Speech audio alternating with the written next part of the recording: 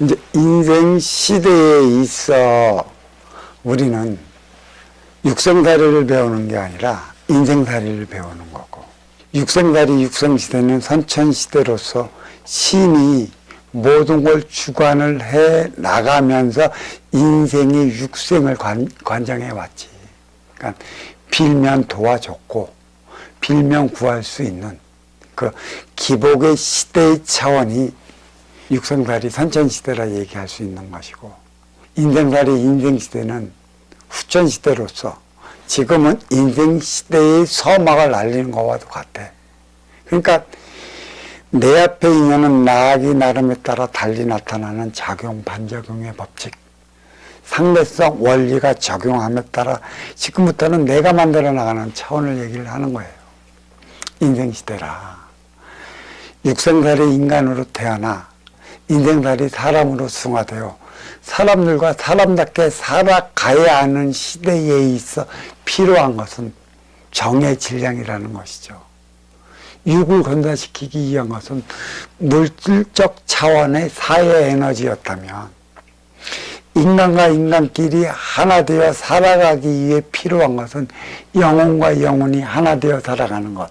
아까도 얘기했지만 이 말은 영혼의 차원이라고 해서 너의 영혼과 나의 영혼이 하나 되어 살아갈 때 필요한 게 말이라는 얘기예요.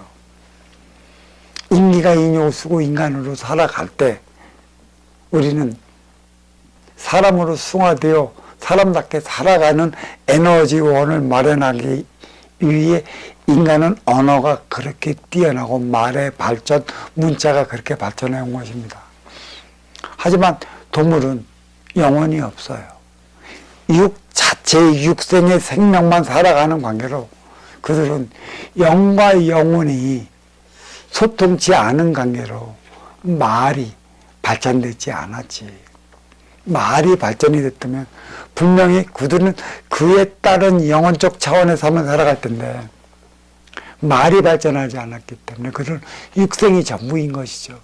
새는 짹짹짹고 개는 컹컹컹 짖고 기타 등등의 행위로서만 간단한 의사소통을 해나감으로써 본능적 차원의 삶의 행위를 다해나가는 것이지만, 영적 차원으로서 살아가는 인간은 말로써 그 모든 표현을 다해나갈 수 있고, 말로써 너와 나의 상태를 여실히 알 수 있게 만들었잖아.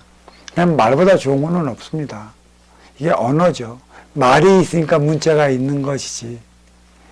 그러니까 문자도 어느 지역 어디에서 사느냐에 따라 이 문자도 판이하게 나타나는데, 특히 내가 뿌리 민족이라 했던 것은 뿌리의 말은 몸통 가지까지 일깨워줘야 함으로 인해 갖고 뿌리의 말처럼 모든 걸 표현해낼 수 있는 곳은 없어요.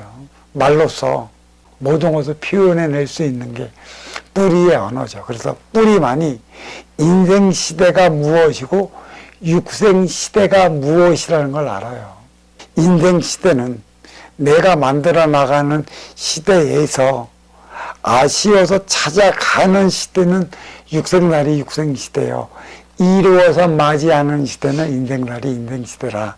다시 이것을 둘러 얘기해 보면, 육생날이 육생시대는 선천시대로서 중하층들이 중상층들을 만들어내는 시대였어요. 그러니까 중하층들이 중상층들을 위해 희생했던 만큼의 힘의 논리가 자리했던 것이죠. 그래서 가진 자가 없는 자들을 호령하며 살아갔던 그 시대가 육생시대. 왜? 아직까지는 영혼의 차원, 너와 내가 하나 되어 나가는 정신량보다는 육권사를 위주로 살아왔잖아. 육을 건사하기 위해 우리는 일을 했던 것이고, 또 배고프지 않기 위해 우리는 있는 이들이 시키는 대로 그들을 위해 희생을 해왔어. 빈부의 격차로 빈익빈 부익부의 차이가 났고, 또 그로 인해 갖고 우리는 쏠림으로 말미암아 상당히 힘들었죠. 가진 자가 장땡이었고 가진 자가 신이 됐던 거였었고 가진 데가 그 호령을 하며 살아갔던 무소불위의 권력을 가진 자들이 누렸던 것인데 이게 바로 육생날이 육생 시대의 말로써 영과 영이 하나 되어 나가는 에너지를 만들지 못했던 거였어요. 유권자가 우선이니까. 배고픔을 면하는 게 장땡이었고 배고픔을 면하면 행복한 줄 알았지. 행복과 만족은 별개의 차원이에요. 행복은 인생을 살아갈 때 너와 내가 하나 되어 살아갈 때 영위하는 게 행복인 것이고 만족은 나를 위해 내 육권 나를 위해 육편의를 위해 누리는 게 만족이걸라. 이 만족은 육생 나를 위한 것에 있기 때문에 만족은 만족할 수가 없어. 제 아무리 갖다 줘도 그거보다 더한 차원을 찾게 되어 있다고. 모험을 좋아하느니 탐함을 좋아하느니 기타 등등의 그 스릴을 찾는 것은 나를 위한 삶의 차원, 만족의 차원이라 그들이 그것을 한번 느껴보면 그거보다 더한 강도의 스릴을 찾기 위해 또 헤매. 그래서 채워도 채울 수 없는 게 육권나를 위한 만족. 그래서 그 만족은 나를 위해 살아갈 때, 나밖에 모를 때, 나의 육권사를 위한 것에 있을 때를 우리는 가르쳐 만족한다라. 이렇게 얘기할 수 있는 것이지만 행복은 물질로 누리는 게 아니에요. 영과 영으로서 너와 내가 하나 되어 살아갔을 때 함께 영이하는 게 행복입니다. 만족은 물질 차원으로 누리는 것이라 한다면 행복은 빈물질 차원, 영과 영이 하나 되어 살아가는 차원, 말로써 너와 내가 하나 되어 살아가는 게 우리는 행복인 것이죠. 글로 하나 되는 것입니다. 그래서 물질은 육생양으로서 물질을 통해 너와 내가 만나요. 근데 물질만 앞에 두면 우리 인간은 싸웁니다. 내가 더 가지려고.